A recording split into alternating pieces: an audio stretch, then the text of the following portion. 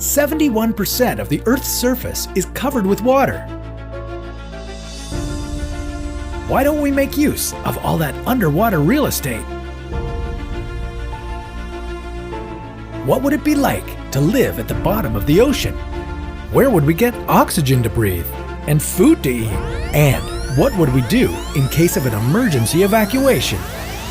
This is What If, and here's what would happen if we lived underwater. There is one thing standing between us and underwater living. Our bodies aren't adapted to it. If you dove 150 meters underwater without proper training or equipment, your lungs would shrivel to the size of a pop can, and your veins would collapse. Descending all the way to the bottom of the ocean would feel as if you were being crushed under 14 full cement trucks.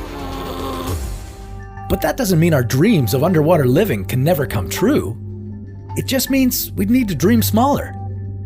Our underwater habitats would be rather small, populated with a few thousand good swimmers at most.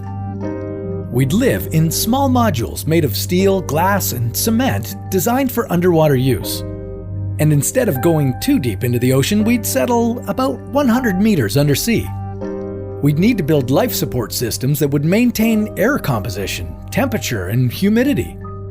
Keeping a livable amount of oxygen in the air would be our major concern. If we wanted to make our habitat self-sustaining, we'd need to figure out how to grow plants that would produce their own oxygen.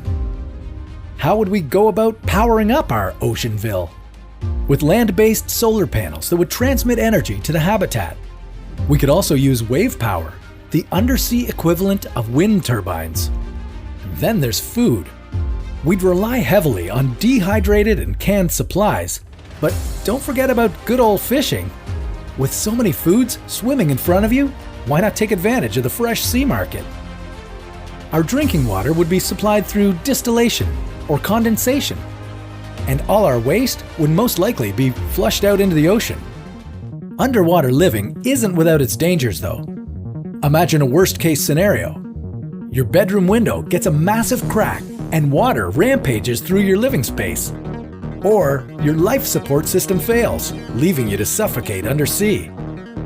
In order to stay safe, we'd need to perform regular evacuation drills and make sure our emergency alert systems were up and running at all times.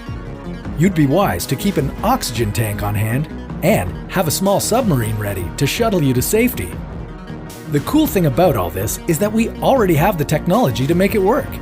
Although so far, the longest an individual has managed to live underwater is 31 days, there are companies out there planning on building an underwater city like this. Whether it's safe enough is another question. Maybe building cities floating in the air would be a more feasible option. But that's a story for another What If.